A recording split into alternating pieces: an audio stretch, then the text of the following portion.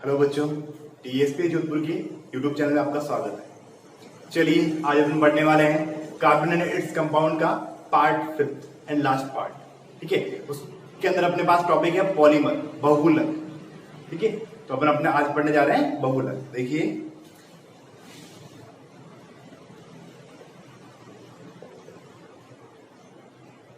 Polymer, बहुलक।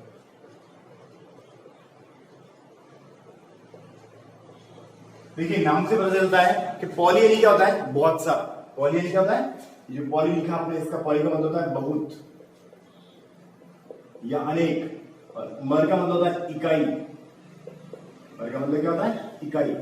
जब बहुत सारी इकाइयां आपस में जुड़ जाती है तो एक बहुलक, एक पॉलीमर का निर्माण करती है। जब बहुत सारी छोटी छोटी इकाइयां आपस में जुड़कर एक बृहद, एक बड़ी श्रृंखला का निर्माण करती है, उस श्रृंखला को अपन क्या कहते हैं, पॉलीमर कहते हैं। उसे अपन क्या कहेंगे, बहुलक कहेंगे। एग्जाम्पल के तौर पर अपन ये समझ सकते हैं कि जैसे ये ट्रेन है, ट्रेन के अंदर क्या होते हैं, डिब्बे होते हैं, तो बहुत सारे डिब्बे मिलकर ट्रेन का निर्माण करते हैं। तो ये एक टाइप का क्या हो गया, बहुलक हो गया। क्या वो ट्रेन का जो डिब्बा है वो क्या है, एक इकाई है। और ऐसे बहुत सारे डिब्बे अगर जुड़ जाते हैं तो किसका निर्माण करते हैं, एक ट्रेन का निर्माण करते हैं, एक बहुलक का निर्माण करते हैं। दूसरा एग्जांपल अपन ऐसे भी समझ सकते हैं कि जैसे मोतियों की जो माला होती है, हर एक मोती एक इकाई है, उसमें बहुत सारे मोती आपस में जुड़ जाते हैं तो एक मोतियों की माला बन जाती है। उसे अपन लोग किसका एग्जाम्पल मान सकते हैं, बहुलक का एग्जाम्पल मान सकते हैं। ठीक है, तो अपने पास में बहुलक की परिभाषा क्या हो जाती है कि जब बहुत सारी छोटी छोटी इकाइयां आपस में जुड़कर एक बड़ी श्रृंखला का निर्माण करती है, उसे अपन लोग क्या कहेंगे, बहुलक कहेंगे। ठीक है, जैसे अगर मान लो अपन बोलते हैं एथीन, अपन इसी चैप्टर के अंदर पढ़ा था एथीन, एल्केन एल्कीन पढ़ा था ना अपन ने, तो इसमें अपन ने क्या पढ़ा था, एथीन। एथीन का बहुलकीकरण करवाते हैं तो एथीन के आगे क्या जुड़ जाएगा, पॉली, तो क्या हो गया, पॉलीथीन। देखिए एग्जांपल देखिए, अगर मान लो अपन लेते हैं CH2 डबल बॉन्ड CH2, इसका क्या करते हैं अपन लोग, पॉलीमराइजेशन करवाते हैं।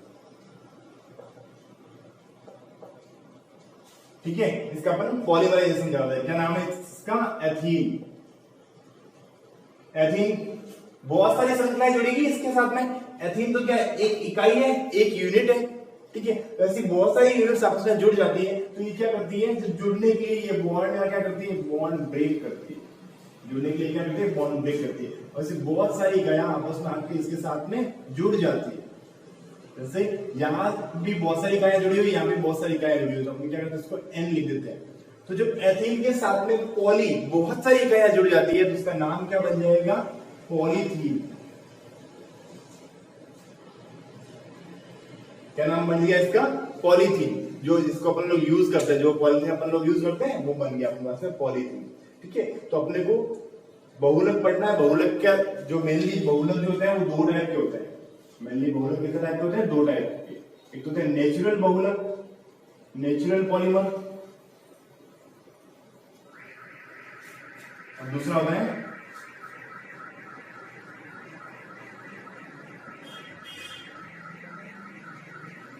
Synthesized polymer. ठीक है, अपने पास में दो ऑप्शन आ गए, एक तो नेचुरल पॉलीमर और दूसरा कौन सा है, सिंथेसाइज्ड पॉलीमर। ठीक है, तो अपने को फर्स्ट पढ़ना है नेचुरल पॉलीमर। फर्स्ट अपने कौन सा पढ़ना है, नेचुरल पॉलीमर। देखिए नाम से पता चलता है, नेचुरल का मतलब क्या होता है, जो प्रकृति से मिलते हैं अपने को, जो डायरेक्ट किससे मिलते हैं अपने को, प्रकृति से मिलते हैं, उसे अपन लोग क्या बोलते हैं, नेचुरल पॉलीमर बोलते हैं। और सिंथेसाइज्ड पॉलीमर किसे बोलेंगे, जो अपन बनाते हैं, जिनका अपन क्या कहते हैं, फॉर्म करते हैं, जिनको अपन बनाते हैं, वो क्या होंगे, सिंथेसाइज्ड पॉलीमर होंगे।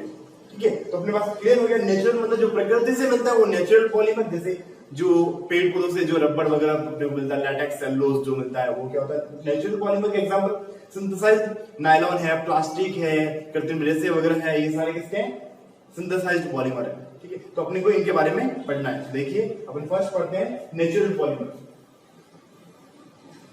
फर्स्ट क्या पढ़ते हैं अपन लोग, नेचुरल पॉलीमर। नेचुरल पॉलीमर जो होते हैं एक टाइप के क्या होते हैं, जो पेड़ पौधों से मिलने वाले होते हैं, जो रबड़ लैटेक्स वगैरह, उन्हें अपन लोग नेचुरल पॉलीमर कहते हैं, मतलब प्राकृतिक बहुलक कहते हैं। नाम नेचुरल, प्राकृतिक बहुलक कहते हैं। ठीक है, अब बात आती है कि इनको कैसे प्राप्त किया जाता है, इनको किस टाइप से प्राप्त किया जाता है, तो अपन क्या कहेंगे, ये जो नेचुरल पॉलीमर होते हैं वो आइसोप्रीन,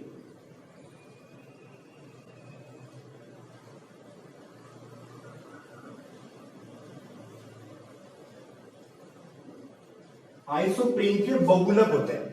ये जो होते हैं वो क्या होते हैं, आइसोप्रीन के कैसे होते हैं, बहुलक होते हैं। अब बात होती है आइसोप्रीन क्या होता है, देखिए तो आइसोप्रीन क्या होता है, आइसोप्रीन के स्ट्रक्चर बनाते हैं और आइसोप्रीन का क्या करते हैं अपन, बहुलकीकरण करवाते हैं। देखिए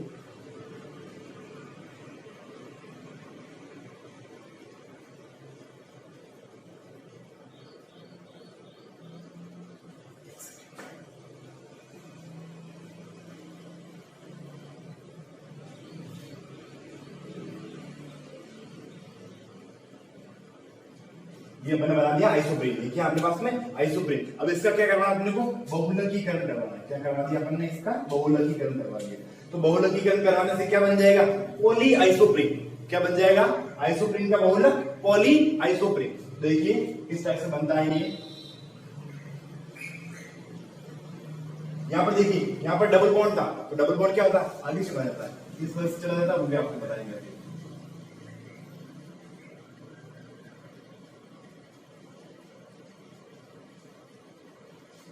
संरचना कैसी बन जाती है, CH2CH double bond CH3CH2 single bond. अब ये क्या बन गया अपने पास में, पॉली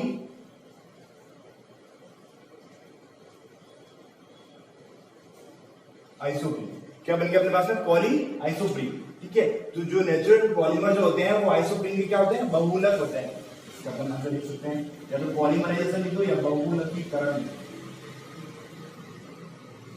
तो ये अपने पास में ये बन गया। अब देखिए ये डबल बॉन्ड यहाँ कैसा है यार, इसमें क्या होता है, जो स्ट्रक्चर जो बनती है वो अस्थायी होती है। जो स्ट्रक्चर पहले जो बनती है वो कैसे होती है, अस्थायी होती है। जब ये बॉन्ड आगे चला जाता है तो स्ट्रक्चर जो बनती है वो अस्थायी होती है। तो उसके अंदर एक पुनर्विन्यास की घटना पाई जाती है, रीअरेंजमेंट। कौन सी घटना पाई जाती है, रीअरेंजमेंट। और रीअरेंजमेंट के बाद में एक स्थायी उत्पाद बनता है जिसको अपन लोग क्या बोलते हैं, पॉली आइसोप्रीन बोलते हैं। ठीक है, क्लियर हो गया ये बात। अब देखिए अब बात आती है, ये जो पॉली आइसोप्रीन अपने लिखा है कि पॉली आइसोप्रीन अपने लिख दिया, लेकिन ये एक विधि के द्वारा किस टाइप से बनाया जा सकता है उसको अपन लोग देखते हैं। अपन क्या लेते हैं, लैटेक्स को लेते हैं। अपन क्या लेते हैं, लैटेक्स। लैटेक्स को लिया, उसके अंदर अपने ऐड करते हैं CH3COOH। क्या होता है ये, एसिटिक अम्ल। क्या होता है ये, एसिटिक अम्ल। और इन दोनों को ऐड करने पर एक ठोस पदार्थ मिलता है अपने को। इन दोनों को ऐड करने पर क्या मिलता है अपने को, एक ठोस पदार्थ मिलता है। लेकिन उस ठोस पदार्थ की प्रत्यास्थता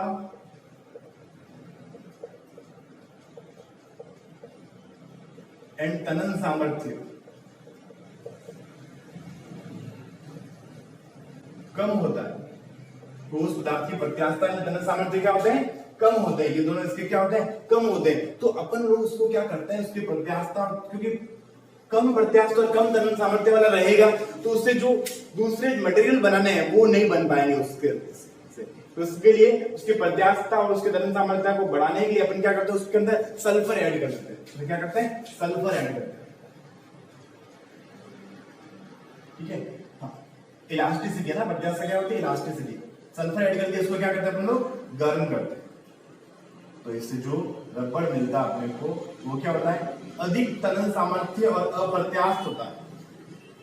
जो रबड़ मिलता है वो क्या होता है, अधिक तनन सामर्थ्य वाला होता है, जिससे कोई भी मटेरियल दूसरे पदार्थ बनाए जा सकते हैं। अधिक तनन सामर्थ्य।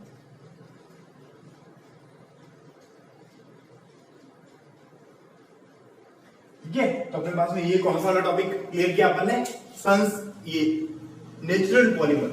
नेचुरल पॉलीमर का टॉपिक अपने क्या कर दिया, कंप्लीट कर दिया। जो प्राकृतिक बहुलक है वो अपने पास में ये टॉपिक क्या हो गया, कंप्लीट हो गया। अब अपने को नेक्स्ट पढ़ना है संश्लेषित बहुलक। देखिए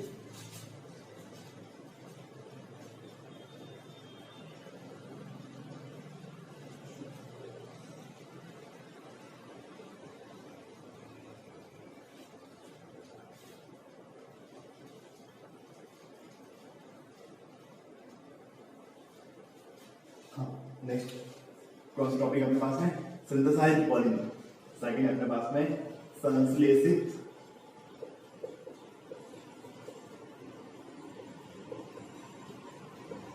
बहुलक। ठीक है, सिंथेसाइज्ड पॉलीमर। अब देखिए संश्लेषित जो बहुलक होते हैं, परिभाषा है क्या होती है इसकी, संश्लेषित का मतलब क्या होता है, तो आप लोग कृत्रिम भी बोल सकते हैं ना। ऐसे बहुलक जो मानव निर्मित होते हैं, ऐसे बहुलक जो मानव निर्मित होते हैं या फिर फैक्ट्रीज के अंदर बनाए जाते हैं उन्हें अपन लोग क्या कहेंगे, संश्लेषित बहुलक कहेंगे। जो मानव निर्मित होते हैं फैक्ट्रीज में बनाए जाते हैं उन्हें अपन लोग क्या कहेंगे, संश्लेषित बहुलक कहेंगे। अब ये जो संश्लेषित बहुलक होते हैं वो भी अलग अलग टाइप के होते हैं। कौन कौन से होते हैं? फर्स्ट होता है कृत्रिम रेशे,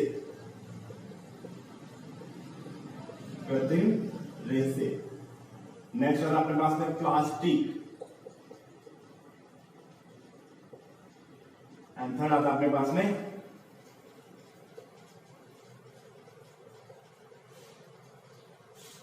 संश्लेषित रबर।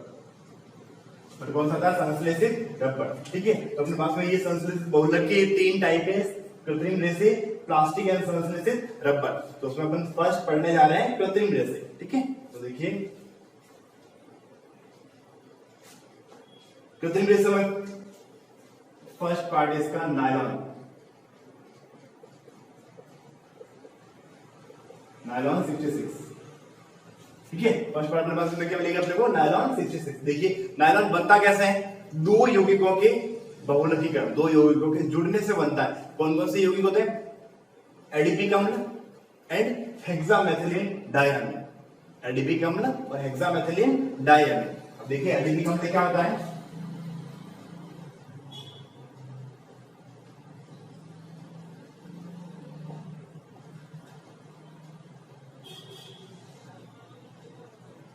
इसको भी आप लोग ऐसे लिख सकते हो, ये हो गया एडिपिक एसिड, एडिपिक एसिड। इसकी रिएक्शन किससे करवाते हैं हम लोग? हेक्सामेथिलीन CH2 हेक्सा जोड़ के अपन ने डाइएमीन, दोनों तरफ क्या जोड़ देते हैं अपन लोग? एमीन जोड़ देते हैं। और थोड़ा सा रिएक्शन को इजी बनाने के लिए अपन क्या करते हैं? एक हाइड्रोजन को यहां जोड़ देते हैं, हाइड्रोजन को थोड़ा सा अलग कर देते हैं। ठीक है, अभी ऐसे क्यों किया वो बताऊंगा मैं आपको। जब इन दोनों को, ये क्या अपने पास में हेक्सामेथिलीन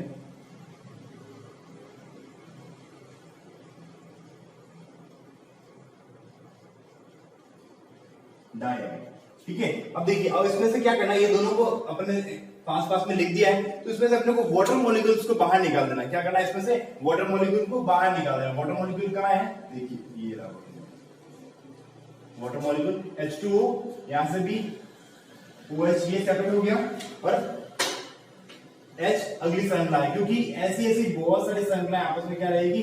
जुड़ी हुई रहेगी। ऐसी ऐसी बहुत सारी श्रृंखला आपस में क्या रहेगी? जुड़ी हुई रहेगी। तो इसमें से H इसका OH इसका चला गया, H आगे वाली श्रृंखला का, ये H यहां से चला गया, OH आगे वाली श्रृंखला का, और OH यहां से, H यहां से, बाकी जो बचता है उसको कंप्लीट एज इट इज लिख दो। तो देखो अपने पास में क्या मिलता है अपने को?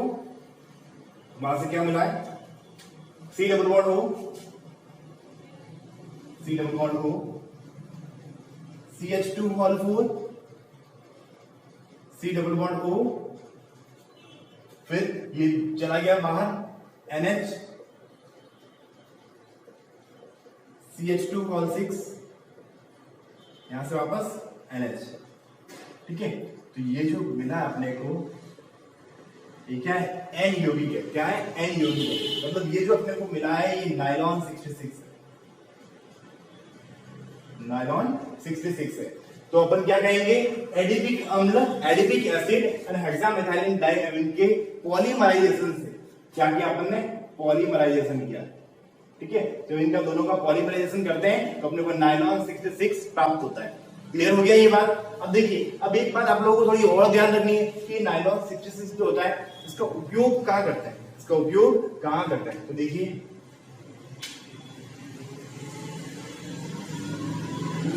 इसका यूज क्या करते हैं? लोग टायर बनाने में करते हैं, कपड़े बनाने में करते हैं, रेसे बनाने में करते हैं, मशीनों के गियर वगैरह बनाने में करते हैं, और ब्रश जो अपन ब्रश वगैरह करते हैं उनको बनाने में करते हैं। तो टायर है, कपड़े हैं, ब्रश वगैरह जो होते हैं, रेसे जो होते हैं, इनमें क्या करते हैं? इनका उपयोग करते हैं। ठीक है, तो अपने पास में ये अभी अपने कौन सा पढ़ा है? नायलॉन 66 पढ़ लिया। ठीक है, नेक्स्ट देखिए, आप लोग रिएक्शंस को थोड़ा सा प्रॉपर्ली ध्यान रखें। रिएक्शन ज्यादा हार्ड नहीं है, आप लोगों को दोनों फॉर्मूले याद रखने हैं। ठीक है, हेक्सामेथिलीन डाइएमीन दोनों फॉर्मूले आप लोगों को याद है। वाटर मॉलिक्यूल का आउटकम आपके पास में नेक्स्ट प्रोडक्ट मिल जाएगा आपको। ठीक है,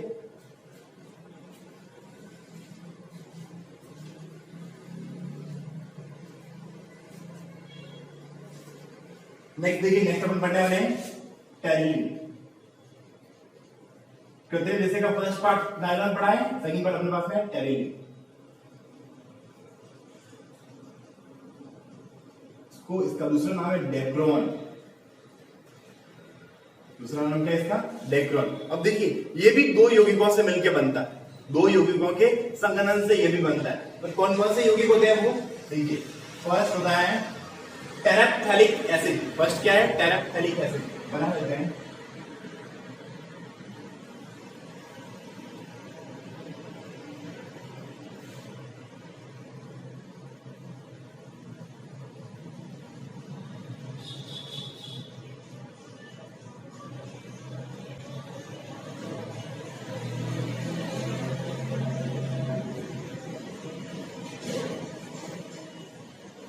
टेरेप्थेलिक एसिड। बेंजीन रिंग लिया अपन ने, दोनों तरफ एसिड कार्बोक्सिलिक एसिड जोड़ दिया, COH COH, ठीक है, दोनों तरफ जोड़ दिया अपन। ये क्या? टेरेप्थेलिक एसिड। Plus ethylene glycol. किससे रिएक्शन करवा रहे हैं? Ethylene glycol. एथाइलिन क्या होता है? CH2 CH2, दोनों तरफ क्या जोड़ देते हैं? OH जोड़ देते हैं। दोनों तरफ क्या जोड़ देते हैं? OH जोड़ देते हैं, ठीक है। इन दोनों के अपन रिएक्शन करवाते हैं। ये क्या है? एथाइलिन ग्लाइकोल, ठीक है। जब इन दोनों के अपन रिएक्शन करवाते हैं तो अपने पास में प्रोडक्ट क्या मिलेगा? टेरिलिन। क्या प्रोडक्ट मिलेगा अपने को? टेरिलिन। देखिए इनका अपन क्या करते हैं? कंडेंसेशन करवाते हैं, संघनन करवाते हैं। वही बात ध्यान रखिए आप लोगों को, वाटर मॉलिक्यूल को आउट कर लेना है। OH यहां से गया, H यहां से गया, OH यहां से गया, तो H यहां से, ठीक है। तो अपन इनका से गायब करेंगे तो अपने पास में क्या मिलेगा? प्रोडक्ट क्या मिला वहां से? CO,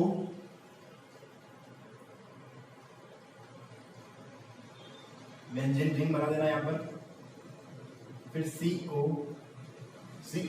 यहां से O। देखिए ये जो O लिया अपन ने, ये वाला O नहीं, ये वाला O है, ठीक है। आगे CH2 CH2O N जोड़ दिया अपन ने। तो ये अपने पास में क्या मिल गया? टेरिलिन। क्या मिला अपने को? टेरिलिन, ठीक है। दूसरा नाम क्या है इसका? डेक्रोन। दूसरा नाम इसका डेक्रोन भी बोल सकते हैं। और इसका यूज कहां करते हैं? देखिए इसका यूजेस देख लीजिए। कपड़े बनाने में करते हैं, बेल्ट बनाने में करते हैं, और जो फिल्म होती है, फोटोग्राफी की जो फिल्म होती है उसको बनाने में करते हैं, ठीक है। कपड़े, बेल्ट, फोटोग्राफी की जो फिल्म होती है उनको बनाने में करते हैं,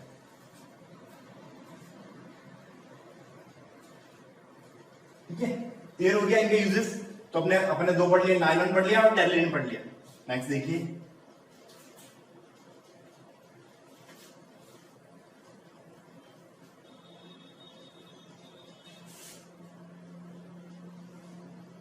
नेक्स्ट आता है अपने पास में रेयॉन।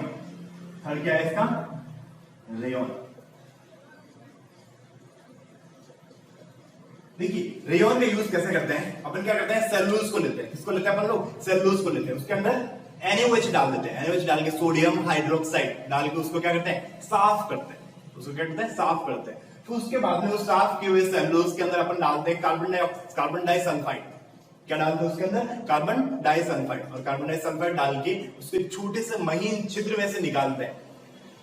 जिससे महीन छिद्र में से निकालने पर क्या बनता है? रेसे प्राप्त होते हैं। जैसे आप लोगों ने देखा होगा जो सेवइयां जो बनती है वो क्या होती है? मशीन के अंदर छोटे छोटे छिद्रों में से उस आटे को निकाला जाता है, तो महीन पतली पतली सेवइयां बनती है। तो वही प्रोसेस यहाँ पर भी होता है। तो उस छोटे से छिद्र में से निकालते हैं तो महीन धागे प्राप्त होते हैं। उन धागों को डाइक्लोर सल्फ्यूरिक एसिड H2SO4 के अंदर डाल दिया जाता है, जिससे चमकदार रेसे प्राप्त होता है, ठीक है। देखिए प्रोसेस लिखता हूं मैं इसका।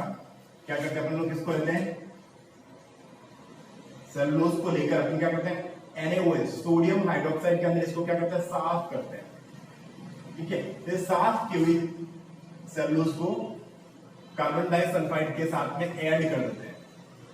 कार्बन डाइसल्फाइड में साथ में क्या करते हैं? ऐड कर देते हैं। और जो अपने को मिलता है उसको एक महीन छिद्र, छोटे से होल में से, महीन छिद्र में से निकालते हैं।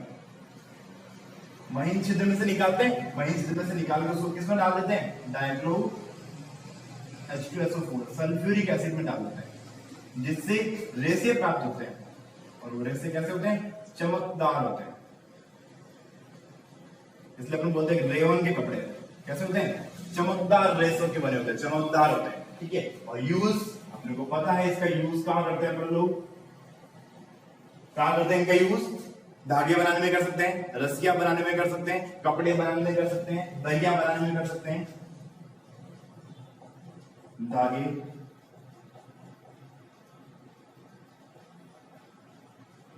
रस्सियां, कपड़े, दरिया आदि, इनको बनाने में अपन क्या करते हैं, रेयन का यूज करते हैं, ठीक है। तो अपन ने क्या क्या पढ़ लिया है, संश्लेषित बहुलक का फर्स्ट पार्ट जो था अपने पास में कृत्रिम रेशे, वो पार्ट अपन ने क्या कर दिया है, कंप्लीट कर दिया है। अब अपने पास क्या आता है सेकंड पार्ट, कौन सा second part, plastic. Second part क्या अपने पास में, प्लास्टिक।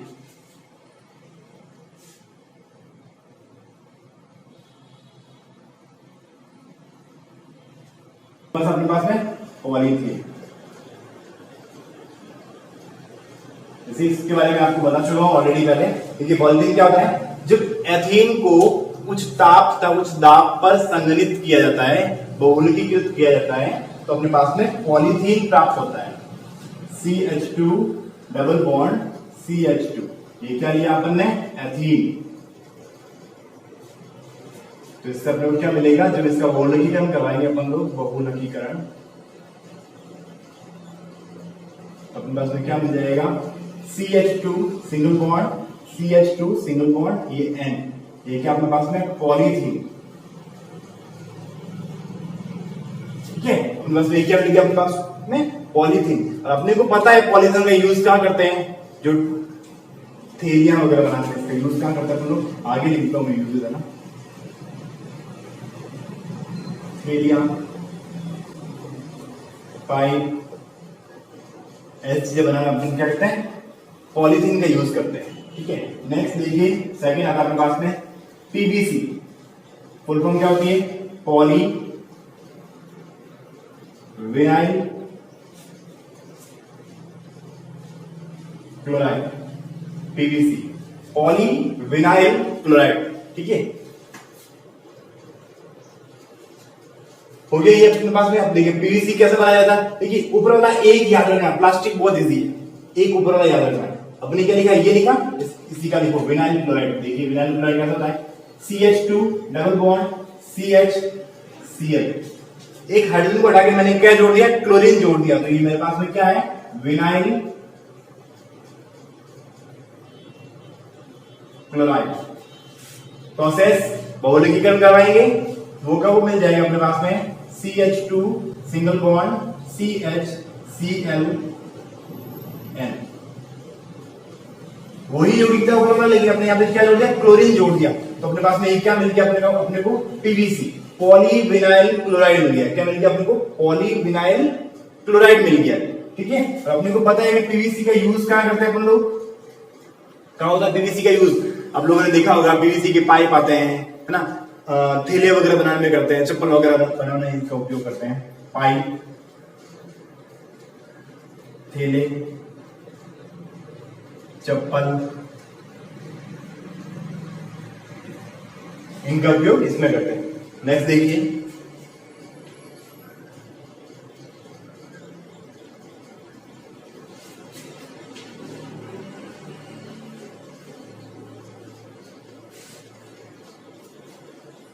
थर्ड आता है अपने पास में, इसका थर्ड पार्ट आता है अपने पास में PAN, पॉली एक्रिलोनाइट्राइड। क्या आता है इसका, पॉली एक्रिलोनाइट्राइड, दूसरा नाम है इसका ऑर्नोन,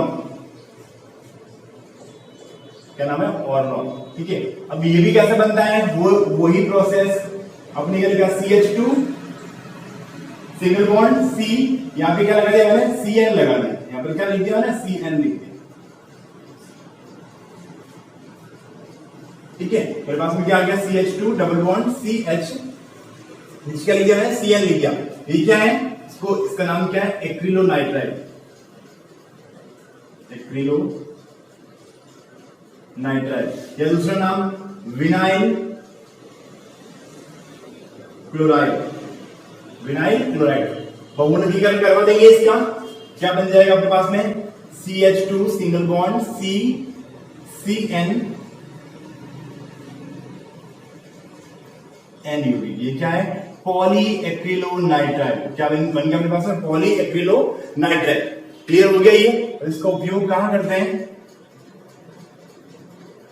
देखिए यूज TN का उपयोग कहां करते हैं हम लोग, स्वेटर वगैरह है या फिर ऊन के जो भी आइटम्स होते हैं उनमें उपयोग करते हैं, या तकिए वगैरह गद्दे वगैरह बनाने में करते हैं। स्वेटर, तकिए, गद्दे,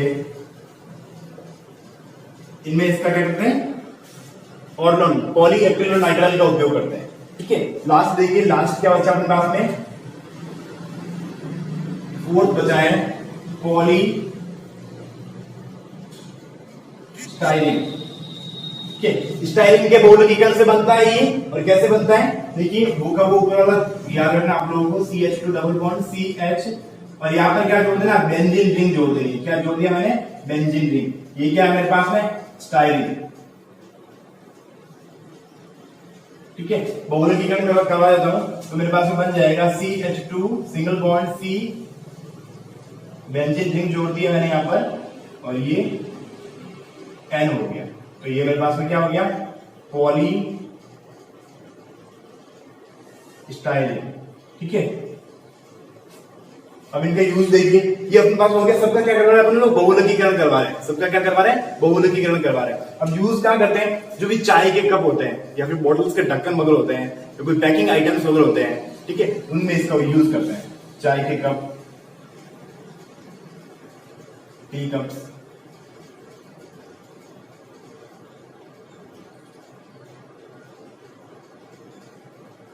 बोतल के ढक्कन या पैकिंग आइटम्स,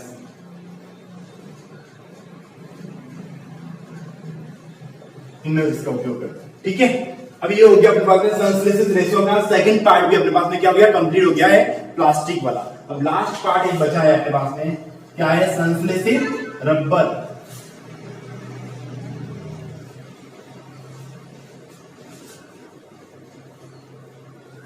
देखिए ध्यान दीजिएगा, छोटा सा पार्ट है, थर्ड पार्ट है।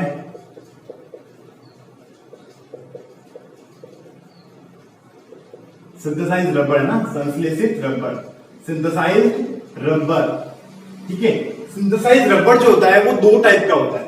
वो कितने टाइप का होता है, दो टाइप का होता है। एक तो होता है ब्यूना N और एक होता है ब्यूना S। अब देखिए ब्यूना N ब्यूना S क्या होते हैं, इनका मतलब है आप लोगों को, जब ब्यूना के साथ में एक्रिलोनाइट्राइल मिल जाता है तो ब्यूना N बनाता है, और जब ब्यूना के साथ में स्टाइरिन मिल जाता है तब ब्यूना S बनता है। अब बात आती है, ये तो ठीक है, पेन ठीक है, स्टाइरिन ठीक है, पॉलीएक्रिलोनाइट्राइल और स्टाइरिन तक तो ठीक है, लेकिन ये ब्यूना क्या होता है, तो देखिए ब्यूना क्या होता है, जब 2,3 डाइमेथिल 1,3 ब्यूटाडाइईन, 2,3 डाइमेथिल 1,3 ब्यूटाडाइईन। अब देखिए इसका नामकरण कैसे होगा, ब्यूटा मतलब 4 कार्बन, 1 2 3 4, 2,3 डाइमेथिल, इसके ऊपर भी मैथिल है, इसके ऊपर भी मैथिल है। ठीक है, अब 2,3 किसी साइड से लोग चलेगा। ठीक है, डाइईन तो क्या है, कहां पर, 1 और 3 पे, 1 पे डबल बॉन्ड है और 3 पर डबल बॉन्ड है। ठीक है, बाकी सब जगह क्या करो, बैलेंसिंग को कंप्लीट कर दो, CH2 CH2 क्या हो गया, 2,3 1 2 3 2,3 डाइमेथिल, 4 कार्बन ब्यूटा, 1,3 ब्यूटाडाइईन। इसकी रिएक्शन करवानी है आप लोगों को Na से, सोडियम से, किसकी प्रेजेंस में, CO2 की प्रेजेंस में। ठीक है, तो जो प्रोडक्ट मिलेगा आप लोगों को वो मिलेगा ब्यूना, जो प्रोडक्ट मिलेगा वो क्या मिलेगा, ब्यूना। और जब ब्यूना की रिएक्शन आप स्टाइरिन से करवाओगे तो ब्यूना S बनेगा, और जब ब्यूना की रिएक्शन एक्रिलोनाइट्राइल से करवाएंगे तो अपने पास में क्या बनेगा, एक्रिलोनाइट्राइल है ना, तो अपने पास में क्या मिलेगा, ब्यूना N मिलेगा। क्लियर हो गया ये। ठीक है, तो ये हो गया अपने पास में संश्लेषित रबड़ वाला पार्ट भी कंप्लीट। अब देखिए इसका यूज कहां करते हैं, इनका यूज कहां करते हैं, पेट्रोल के जो नल होते हैं या फिर तेल की टंकियां वगैरह होती है उनमें इसका उपयोग करते हैं। पेट्रोल की